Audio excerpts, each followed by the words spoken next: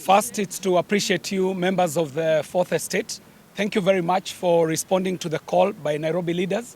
What you see is a representation of the leadership in Nairobi, and especially those extracted from the Kenya Kwanza coalition. And we have a statement to make in regard to the state of the city county. This is a press statement by Nairobi leaders on the state of Nairobi city county. It is our observation, an observation that is now the view of a majority of the city county's residents, that Nairobi could be facing its worst leadership crisis at City Hall in this capital's history. The dream that was sold during the campaigns of a city of order and dignity, hope and opportunity for all has turned into the nightmare that Nairobi is becoming.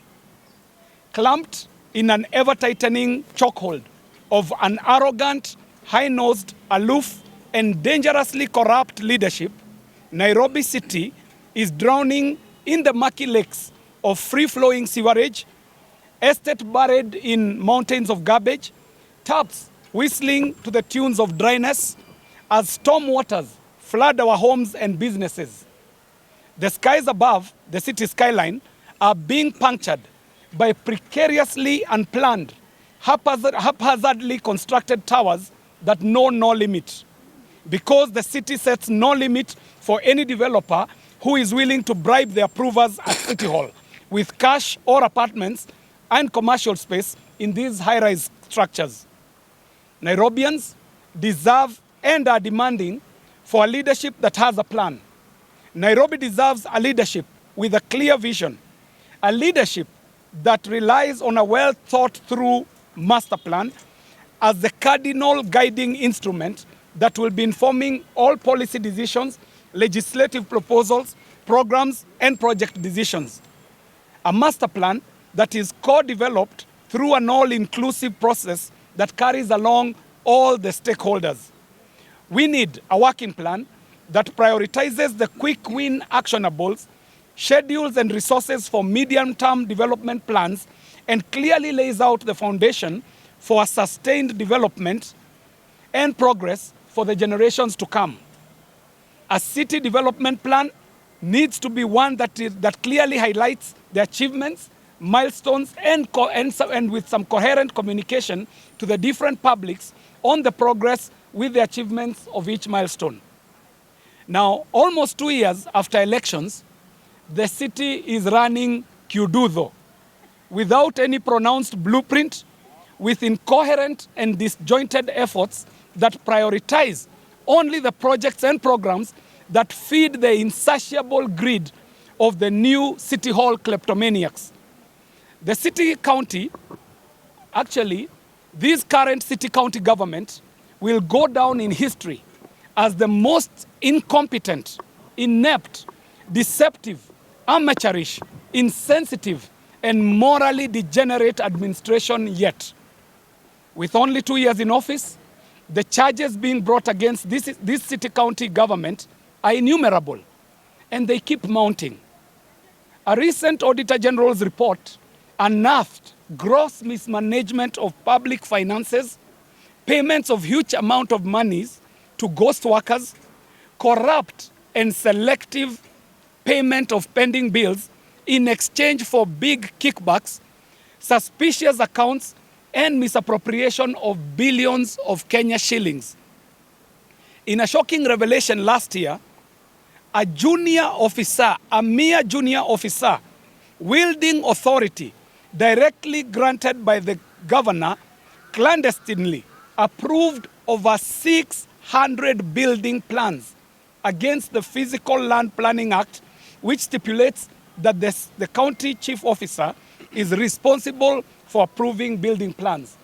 That would explain the Kyuduzo development and the unplanned high-rise buildings that are mushrooming and cropping up, being plugged in every corner of this city. Such cases of horrific abuse of power only give a sneak preview of the rot house that is the Nairobi City County Hall, further indicting its highest offices at City Hall. The arrogance displayed in the acquisition of private personal luxury assets by the city's top leadership is shocking. Not only is it shocking, it is nauseating. Never before has Nairobi ever been pilfered so brazenly, so crudely, and never before with so much display of juvenile bravado, intimidation, exclusion, and undermining of those who they are not able to pay to buy with their looted billions. Pitting leaders against each other and sponsoring petty squabbles has become the expensive hobby of the governor and his court of loyalists, the loyalists who are loyalists for hire. The City County Assembly risks sinking into a dysfunctional, remote-controlled, ineffective house with the ever-dangling carrot promised to those who are willing to sell their loyalty and dignity for a paltry 30 coins of silver. And we are saying to the executive at Nairobi City Council, let our MCAs go. MCAs do not need handouts. They do not need bribes.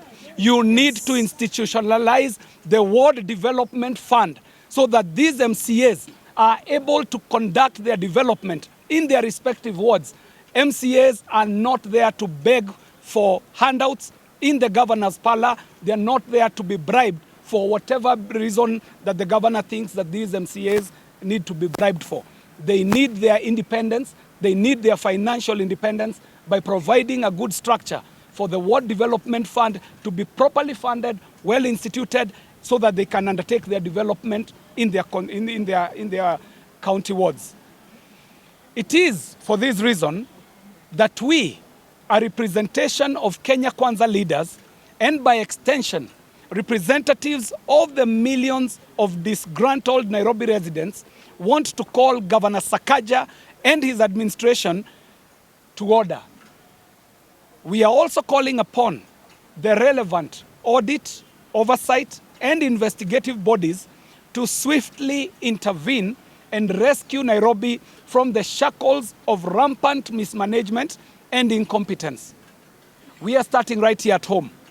We are starting here in Parliament.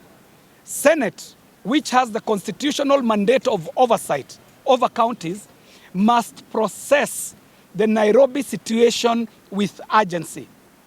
Governor Sakaja must account to the citizens through appearances before Senate.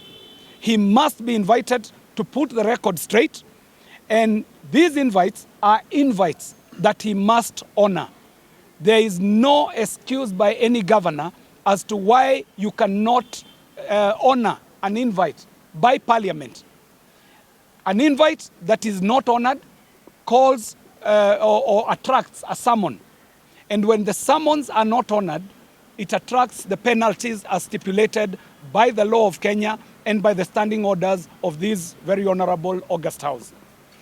He must be invited to put the record straight, invites that he must honor. It is the least that must be done. The very esteemed members of the press, I will open these for the question and answer.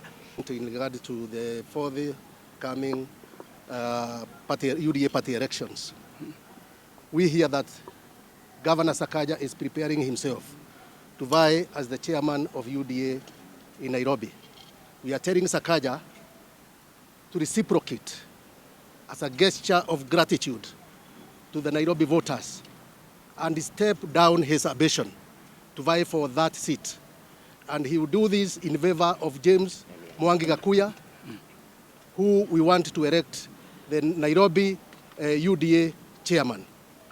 Instead of wasting his time vying for this seat, we are asking him to spend his valuable time going to the committee in Senate to answer the queries of audit. On the impeachment?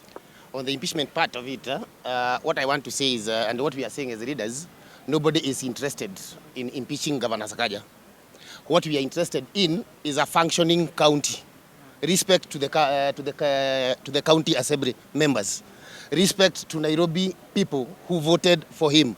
respect to the Constitution that when he's summoned by the Senate, he appears and answers the audit query.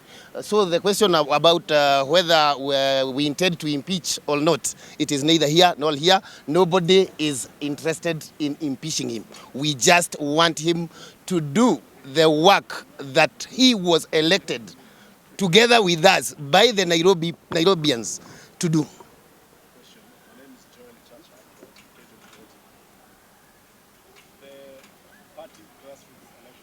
This is not the first time the governor has absconded, not just from the Senate, also in the National Assembly when he's been called before various committees.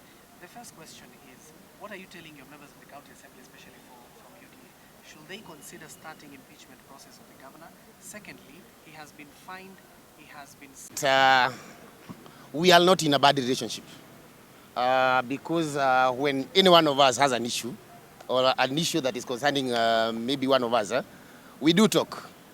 What governor is doing is now when deciding about what to do in Nairobi County, he consults no one. For a very good example, he has pronounced himself on about high-rise building, 25, 70 floors, houses. Has he done any drainage?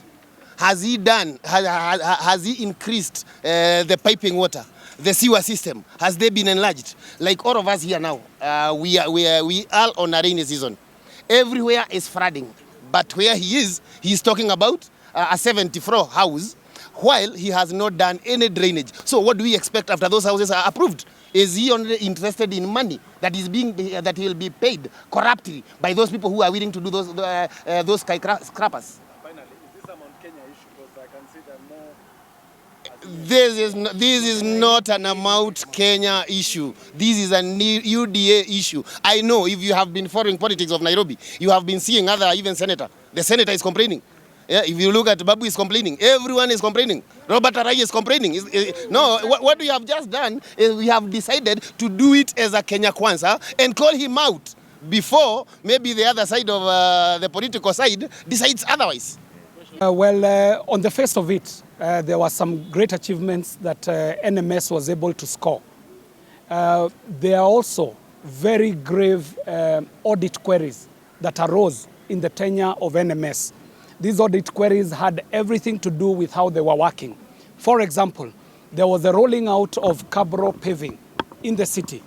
Some of these cabro roads were being laid on loam cotton soil without any pre-preparation of the foundation. Cabro roads which are now tearing apart around Nairobi and the constituencies. So NMS had its hits and it had its misses. For the Nairobi residents, the conversation is bigger than that. The conversation is what is the place of a metropolitan city that contributes in excess of 66% of the country's GDP as a county. So the conversation is about how do we review the cardinal document, which is the Constitution, to enable Nairobi City County to be able to operate like other metropoles, giving an example of Johannesburg, Washington, D.C. And we had seen that direction in the tenure of H.E. Emeritus Mwai Kibaki, who had even proposed a metropolitan ministry. But the discussion about Nairobi as a county is an ongoing discussion. That's why we are calling Governor Sakaja to come on the table, because in the interim, we can have a conversation as to how these boroughs will be operationalized. If we have 4 or 5 boroughs in the city, then the administration and the leadership of the city becomes a bit more manageable. So I would want to cede this opportunity to members of County Assembly to put in a word. Yes. Oh, yeah. Just to say for those who will hear Kiswahili, at least ifike vijana wa Nairobi. My name is Abrani Tenya, nominated youth wa vijana Nairobi. Yangu ni kusema mimi kwa experience ya miaka 2 hapa Nairobi County ni kusema Sakaja ameshindwa kazi, and as MCA we are planning on how we can do our oversight, but sasa yeye ni kutry ku bring on hiyo pesa ameloot Nairobi, ni kuleta kuhonga ma MCA. MCAs are not doing their oversight vizuri. He's trying to manipulate us.